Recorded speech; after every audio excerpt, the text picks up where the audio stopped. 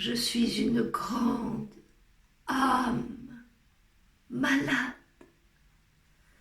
et j'ai besoin d'une influenceuse, une tic-tiqueuse ou une toc-toqueuse, je m'en fous, même si elle vient du fin fond de la Creuse, j'ai besoin d'une influenceuse. 2 et 1, 2 et 1, 2 et 1, 2 et 1, 2. Je vais vous montrer comment mettre de l'huile sur le feu. Et 1, 2, 1, 2, 1, 2. Sauf qu'il peut. Au feu! Au feu! S'écrient tous les pyromanes qui se font passer pour des pompiers. Ah, non, soyons sérieux, vous voulez vraiment devenir influenceuse? Et pourquoi faire? Pour être heureuse? Ou pour rendre heureux? Pour vous défoncer ou pour défoncer les malheureux qu'on qualifie de suiveurs ou de followers?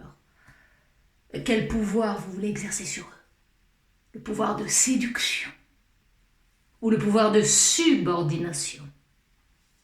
C'est leur avis ou leur vie que vous voulez influencer? Devenir influenceuse. Mais c'est fort possible si vous commencez par vous dire qu'au fond, il n'y a pas de différence entre l'information et la désinformation. Que tout dépend de la formule, de la formulation. C'est pas ce que je dis qui importe, mais comment je le dis. La forme. Jamais le fond qui l'emporte sur les réseaux sociaux. Ce qui intéresse les gens, c'est tout ce qui peut les rendre intéressants. Et c'est dans ce sens que ça ne les dérange pas d'être sous influence, de se soumettre même, si c'est pour avoir plus de puissance. Donc, autrement dit, plus d'influence, d'amour, de gloire et de beauté.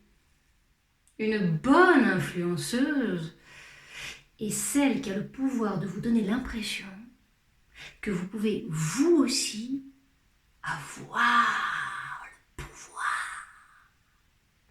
Et si vous ne l'avez pas, que vous pouvez le prendre.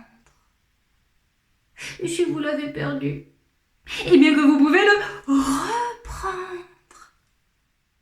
Moralité, sans aucun sens moral. L'influence n'est pas une science, mais un certain niveau de conscience qui permet aux plus habiles d'assigner n'importe qui à résidence et de tirer profit de ses carences et de son ignorance, à savoir que tout est force et rapport de force.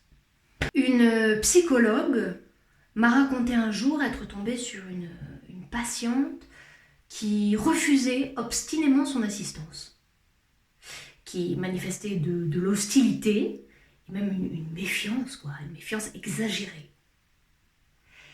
Et pour la soumettre, avec subtilité, la psychologue lui a proposé de diriger la séance, au lieu d'être dirigée.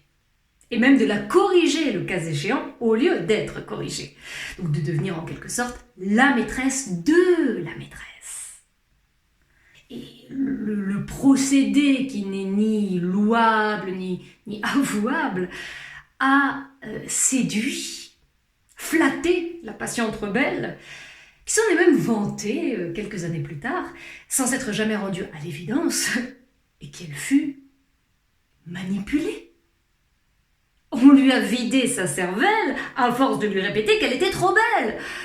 Mais tout flatteur vit aux dépens de celui qui l'écoute. Et cette leçon vaut bien un like, sans doute. Et c'est donc le corbeau qui a fini par lâcher le morceau. Ben oui, parce que les mots du renard, ils étaient trop beaux. Et que nous prouve Google avec la prolifération des influenceurs et des influenceuses? Sinon que le monde est une grande âme malade. Et attention, hein. Non parce qu'elle l'est réellement, mais parce qu'elle se tient mal avec ses tics et ses tocs.